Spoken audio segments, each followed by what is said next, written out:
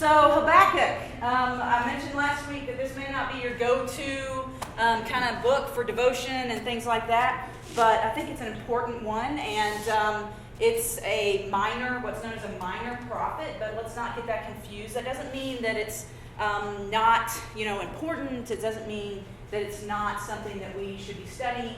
All it means is that it's short. I mean, you consider other prophets that we know of, Isaiah and Jeremiah are the ones that we usually go to, and those books are long. They are big. They are the major prophets just because these guys were long-winded.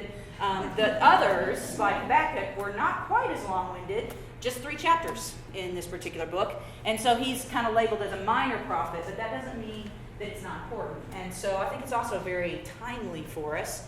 And so Habakkuk, Hope on the Horizon is what we're calling this sermon series. And so far, I'm digging it. It was kind of one that Garrett and Brandy and I got together, and we're kind of looking at some sermon series for the next 6, 8, 9 months. And we're like, yeah, let's do a minor prophet. And, Habakkuk is the funnest one to say. And so that's kind of how we picked it.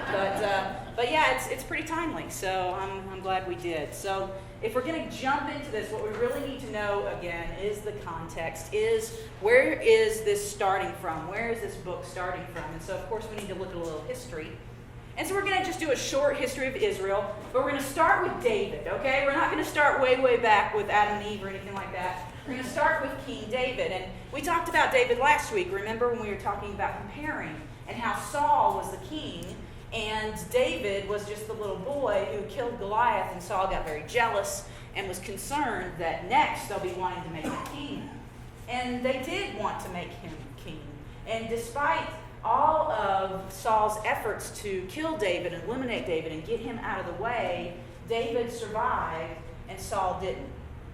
David did not kill Saul. I think it's very important to let you know, David did not kill Saul. In fact, the person who did kill Saul, David punished, because he believed so much that God was sovereign and had put Saul in that place. He was not going to harm him, even though Saul had been trying to kill him for years. So when Saul dies, David becomes the king. And he's a man after God's own heart, right? When you read the Bible and you hear this description of David, he's this hero that was looked at for years and years and years after his death as being the hero. And he was a man after God's own heart, but I think it's really important for us to remember that he was also a man with some huge character flaws, right? Well, how huge? Well, try on these for size: adulterer, murderer, crazy polygamist, bad father, bloodthirsty warrior. You could probably go on. He had a few others. Yeah, Kay's face is like, wow. But yeah, that's who this guy was. He was all of these things and probably more. He was a messed up dude. He was a messed up dude. And yet, David loved God and was used by God in many ways. And I think we need to remember that. We talked about this a little bit when we talked about our Joshua series, and we looked at Rahab and how she might not have been the person that you or I would have chosen to be used by God, but God chooses odd people. Like me. And like some of you, to do his work. TC, don't laugh. Come on. It's true. Yeah, God uses some odd people like me and David and probably everybody in this room, actually, to do some mighty things. And so that's David. He was kind of messed up. But, Israel was great under David. David was a good king. He led Israel into a lot of things. They were very good in battle, and they were able to gain a lot of land. And he was, at heart, he was a really good king. And then he dies. But it's important to know that the story moves on. Remember, the Bible is not the story of David or the story of Moses or the story of Abraham. It's the story of God. And so in the Bible, when somebody dies, even a leader that was just as so important as David, they die, and then the story goes on because God's story keeps going on. And so Solomon, his son, becomes the king, and he builds the temple. God wouldn't let David build the temple because he had too much blood on his hands. Remember, bloodthirsty warrior? God wouldn't let him build the temple, but Solomon gets to build the temple, and there's peace in Israel. Israel is, again, still kind of at its height of power under Solomon, And the nations were looking to Israel and to Solomon in particular because he was so wise. And so Israel was kind of gaining a place among the nations, and they were starting to kind of fulfill one of the things that God had said they were going to be, which was a light to the world. Now, we've heard that language before, and we always think of Jesus, but God said that Israel, and particularly Jerusalem, was going to be the light of the world, the light to the nations. And so it was doing that. It was the fulfillment of everything that God had promised Israel for years and years and years. They had peace. They were in the promised land. The nations were looking to them. Everything was great. And then Solomon dies. And the story moves on. And when Solomon dies, things start to go down a little bit. Remember, Israel is divided into two separate countries. There's kind of a civil war. And so you've got Israel in the north and Judah in the south. And Judah is the land in the south, but it's bigger, and it also is where the line of David continues. The kings in Israel up north, they were just like they put anybody on the throne. I mean, seriously, there were some interesting characters that ended up on the throne of Israel, but in Judah, they followed the line of David. And so we're going to kind of keep with David, but there were still some really bad leaders among those guys. They weren't nearly the leaders that David and Solomon had been, and so the country starts to go downhill. And not just the country, but the temple. Solomon had built the temple, but now the temple, after years and years of bad leaders and bad kings and bad priests, the temple has fallen into disorder and disuse. Now, when I say disuse, it was still being used, but it wasn't really being used for what it had intended to be used for. There was all sorts of worship going on in the temple. All sorts of neighbors of Israel or of Judah that they had kind of made alliances with had come in and brought their idols and their gods and their worship into the temple. And so the temple was nothing at all like it had been when Solomon built it. It had just totally fallen into something that was other. And it wasn't even recognizable as a place that was worshiping the God of Israel. It was worshiping a lot of other gods, and the priests were corrupt, and all sorts of things were going on. And then Josiah becomes king in Judah at age 8. Now, that sounds like a great idea, doesn't it? I mean, let's just, things are bad, so let's have a king that's 8 years old, because that sounds like a great idea. Anyone got an 8-year-old right now? Oh, here's our little Josiah right here. Okay, so 8 years old, you ready to be king? No?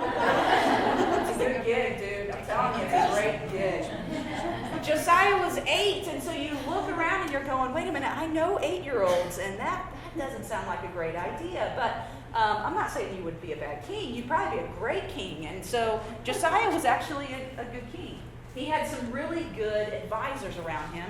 He had some good folks that were helping him to lead, even though he was very young. And remember, how did he end up on the throne? Well, they were following the line of David, and so that's how he ended up on the throne.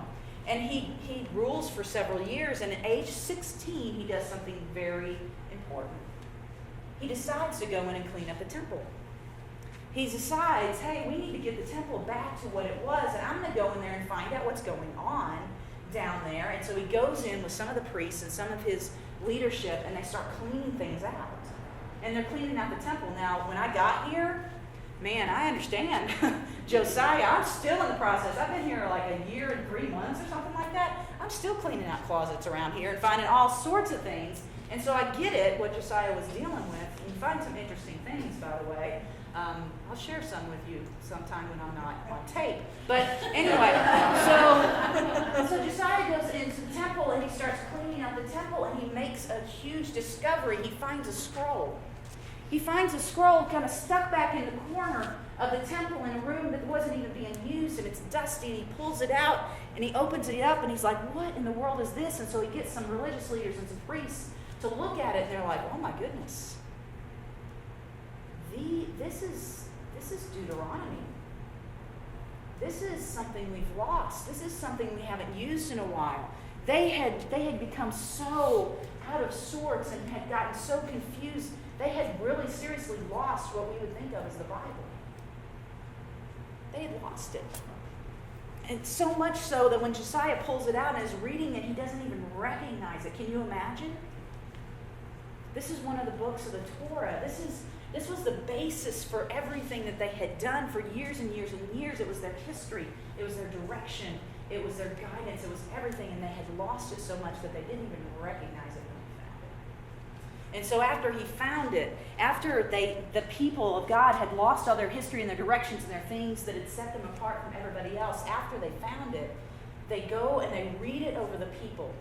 They gather the people all together as a nation, and they read it over the people. And as the people hear these words, as they hear their history, as they hear about the way that God had brought them to this place, they wept and they repented and they changed their ways. And Josiah led the way, and he created a huge revival in Judah. Now, also going on kind of simultaneously here, there are three major world powers. Trust me, all of this history, you're just like, oh man, Mel's going off on one of those history jags again. But trust me, it's all going to make sense as we go through this book. There's three major powers in the world right now during this time period, during Josiah's reign. And Judah is not one of them, okay? That's real important for us to know. Three major powers, Judah is not one of them. Judah was more like Delaware. Okay, I lived in Delaware for 6 years, and it was really funny because, I came from Texas, and then I was in Delaware. And, you can fit, I think somebody said like 87 Delawares in Texas, something like that. That's a lot of Delaware, by the way. It's a lot of chickens. But, so Judah is not one of the world powers. They're this little itty-bitty little thing, kind of surrounded by all of these other big things. And so here are the three world powers at the time. There was Assyria, which was the big dog on the block. They were kind of the ruling power at the time, but they were getting old and they were getting vulnerable. They had kind of expanded beyond their reach, and so they were getting vulnerable. And so somebody else was starting to rise up, and that was Babylon, or the Chaldeans, as we'll hear about them later. And they were brutal and on the rise. Talk about bloodthirsty. These folks didn't take prisoners. They were notorious for how bloody they were. They probably made David look like a good dude on the battlefield. So they were the next one. And then there was Egypt that was large, but it was on the way down as well. Now, Egypt was down south of where Judah was. Assyria and Babylon were a little bit north and east. So another problem with Egypt is they were kind of just far away. People just kind of left them alone because they were kind of far away. But what's right in the middle is Judah and Israel, between these powers. So one day, Pharaoh Necho from Egypt asked King Josiah to march through Judah. He was on his way to Assyria, and he asked for permission to march through Judah. Now, you might think, well, okay, that was nice of him, I guess, to ask for permission. He probably could have just marched right through Delaware if he wanted to, right? But he was doing the right thing, and so he asked for permission. But Josiah, again, who has just become familiar again with the words of God, is saying, wait a minute, I'm not supposed to make alliances with these folks. And so he says no. He says no, and so he refuses. And so when he refuses, he knows what's going to happen. They're just coming anyway, right? Because it's Delaware. Seriously, people, we could take Delaware, okay? And so Egypt was not going to have any problem going into Judah. And so Josiah gathers his army, and they have a battle in a valley called Megiddo. Now, if that sounds a little bit familiar to you, the Greek word for Megiddo is a Hebrew word. The Greek word is Armageddon. Okay? So a lot of times Armageddon is referred to, it's actually an actual place. We think of it as this kind of mystical battlefield somewhere in the future, but there is an actual valley of Armageddon, and it's Megiddo. And so there's a battle, and Josiah is killed. Shocking, again, Delaware. And so Josiah is killed, and the battle is lost. So Necho takes his army to Assyria. We don't know what he does there. We don't know if he has a battle with them or if he goes to try to line up with them. We're not really sure exactly what he does, but on his way back through Judah, he sets up basically a vassal. He basically takes one of Josiah's sons who had been on the throne, takes him off the throne, puts another son on the throne who he can kind of manipulate. And once that happens, everything that Josiah had done starts to go backwards. Everything just falls apart. And there are several years, again, of bad leadership. And they go back to worshiping other gods. And again, the temple falls into disuse and misuse. And everything is kind of back to the way it was before Josiah fixed everything. And that's when we get to Habakkuk. That's the setting for Habakkuk. So, let's start with verse 1 in chapter 1. The oracle that Habakkuk the prophet saw. O Lord, how long shall I cry for help, and you will not hear? Or cry to you violence? Why do you make me see iniquity? And why do you idly look at wrong? Destruction and violence are before me. Strife and contention arise. So the law is paralyzed, and justice never goes forth. For the wicked surround the righteous. Can't see my last line up there. So justice goes forth perverted. So we really know nothing about Habakkuk except the time period that he's kind of delivering this rant and what his name is. We don't know his profession. We don't know who his father was. We don't really know where he came from. This is pretty much all we have is his name and the timing of all of this. But we do know that he had lived through Josiah's revival. He had been around when Josiah was doing his thing, and then he walks through the downfall. And that's when he starts to deliver his message. So he's pointing out violence and wickedness and strife and injustice, and he's saying, God, why aren't you doing anything? Why are you causing me to be a part of this? Why are you letting this happen again to your people? Why are you letting this happen? Can't you do something about all of this? And, we might think when we hear this, oh, he's talking about those superpowers.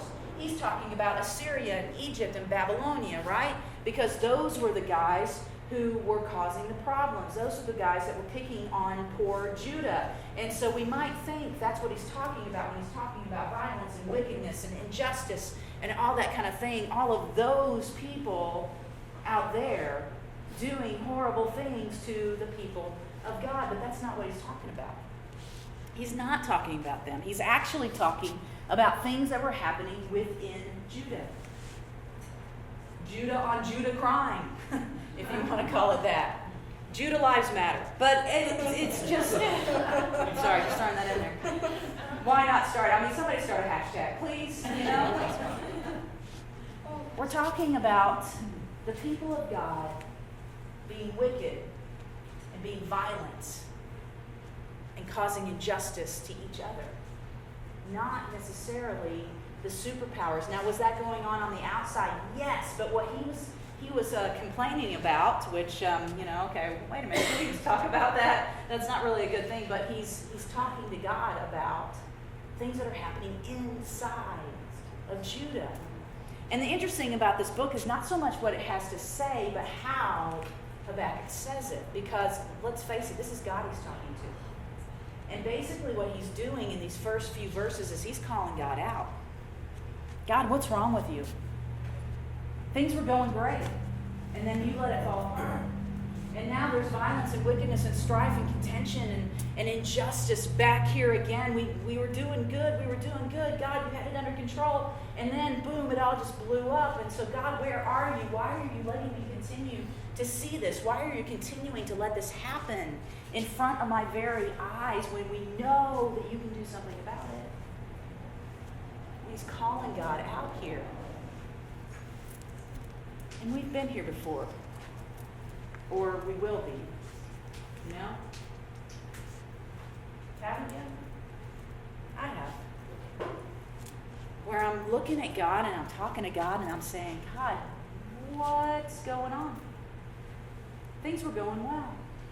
I thought it was under control. Things were coming together. Everything was kind of falling into place. And then, boom, everything blew up. Well, where are you? Where are you? What's going on here? If you haven't been where Habakkuk is, you will be at some point in your life. It's just part of the human condition. And you know what? We need to be here. We need to be here. We need to be at this place where Habakkuk was boldly honest before God. I'm not saying that you need bad things to happen in your life, but what you need to do is be able to be boldly honest before God, because that's what Habakkuk was. Remember, these folks didn't even utter the name of God. Yet, here is this guy who's basically getting in God's face and saying, what is wrong with you? He's saying, WTF, God? In essence. That's how serious it was for him to do what he was doing. He was boldly honest before God and calling God out. And it's good. It's a good thing, because here are the bad things that happen when we don't do that. Honesty is important, isn't it? Bold honesty is really important with God and with others. And here's what happens in relationships. And remember, it's just a relationship with us and God, right? Here's 3 things that can happen when we're not honest in our relationships. The first thing is that we miss opportunities to grow. When we're not honest, we can't grow. Our relationships can't grow. Whether that's with God or with others, when we're not honest, our relationships will not grow. They cannot happen. Growth does not happen without honesty. It just doesn't happen.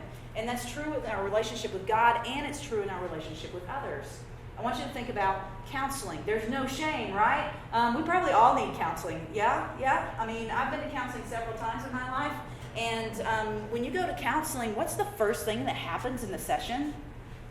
That counselor, if they're a good one, says to you, we will accomplish nothing unless you're honest. That's almost always session number 1, is you've got to be honest.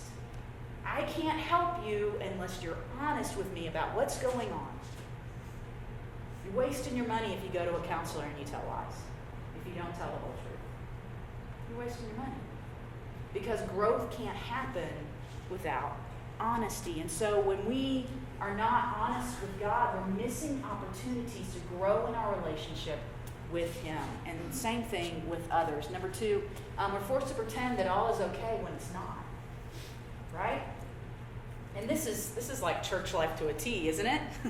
We walk into church a lot of times and we pretend like everything is just fine, and in the truth, it's really not. And what is that? It's just dishonesty. It's dishonesty with our community, and a lot of times it's dishonesty with God. I mean, we get ourselves cleaned up when we come to church, right? Because we don't want God to know that anything's wrong. And so we try to clean it up, and and we'll sing songs, and we'll give money, and we'll do all these things, and we'll listen to Melinda go on like for 20 minutes about history, and we'll pretend it's all okay, and it's really not, right? It's not all okay. And so it's kind of like when you do this, when you pretend, it's like you can't get to where you're going if you don't know where you are, right? So let's talk about directions, okay? Sometimes we pretend that we're not where we are. And it's like, has anyone ever said, hey, can you tell me how to get to Albuquerque? Well, sure, I can tell you how to get to Albuquerque. Where are you coming from? I don't know. You can't give someone directions if they don't know where they are. If they're lying about or pretending where they are, you can't get where you're going. And so honesty is the same kind of things. When we're not honest, it's almost like we don't know where we are. We don't have a starting point, and so we can't get anywhere. We can't get anywhere with God and in our other relationships because we're lying about where we are. We're pretending everything's okay, and it's not okay, and we get hopelessly lost that way in our relationships with God, and relationships with others. But here's the secret, guys. None of us is okay. We try to pretend we're okay, but none of us are okay, and it's okay to not be okay. And God knows you're not okay in the first place, right? So why aren't we more honest with Him and with each other? Because when we're not honest, we're hopelessly lost, and we will drop out of relationships that are pretend. Relationships that are pretend, whether they're with God, or they're people in the church, or people you work with, or people that you're married to, or people that you're close to, if it's pretend, you will drop out, or they will drop out. And it happens all the time between us and God. Because we pretend.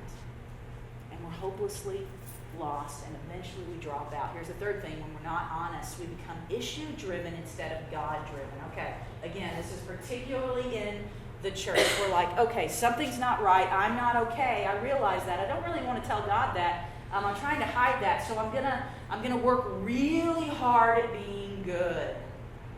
I'm going to go and I'm going to be a part of this Bible study, and I'm going to read this book, and I'm going to get this right, and I'm going to be all over the Facebook, and every time I see something that's like 10 ways to be a better this, or 5 ways to do this, I'm going to click on that, I'm going to read it, and I'm going to try to do it. And we become issue-driven instead of God-driven. We try to become okay all on our own.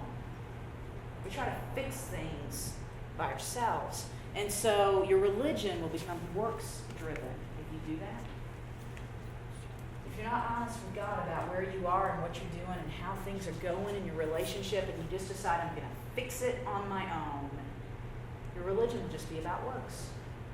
It'll just be about all the stuff that you're doing to cover up the honesty that you should be having.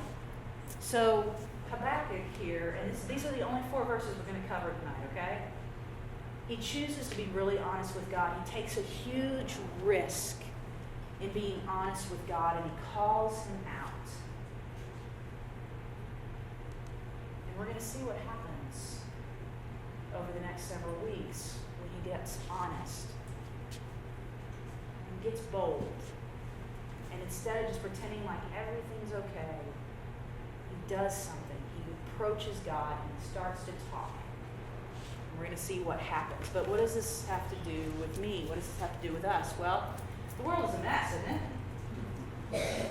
And you're probably sitting there going, yeah, Habakkuk, yeah, there's violence and strife and contention and injustice and things all over the world. And we're probably even more aware of that this weekend, right? 15th anniversary of September 11th coming up tomorrow? Yeah.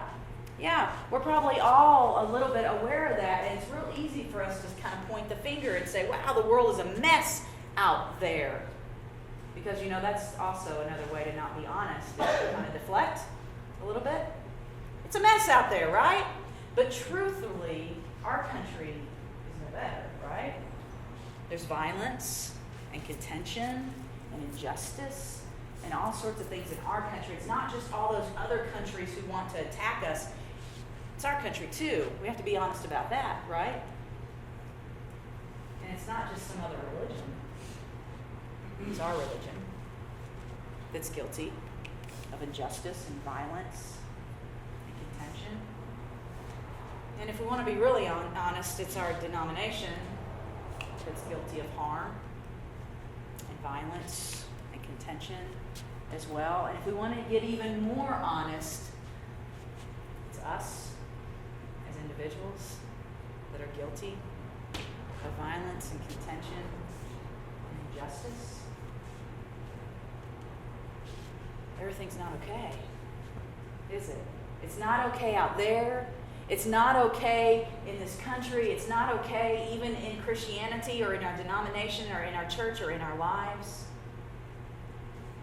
It's a lot of mess. It's a lot of mess. And so we find ourselves either doing one of 2 things, either kind of pretending like it's not a mess, especially when it comes to us. We play this pretend game. We just need to get honest about things. We're often so, that's just hard to see. We're often so disappointed with the state of the world, but also our state. And so we get into this place where we start sometimes kind of complaining to God about things, and that's okay. I think it's good. I think it's good for our relationship with God to be able to be honest about where we're going, and we need to embrace that honesty. We need to embrace it. God can take it. He can take it. He can take your WTF moments. And you know what? Even if you say those words, he can even take it. He can take it. We need to embrace the honesty when we look around at ourselves and at our world and we say, what is going on here, God? How long is it going to be like this? Embrace the honesty of that. This is the way David said it. It wasn't just Habakkuk that said this kind of stuff. How long, O Lord, will you forget me forever? Here's someone who's not talking about the state. He's just talking about him. Will you forget me forever? How long will you hide your face from me? How long must I take counsel in my soul and have sorrow in my heart all the day?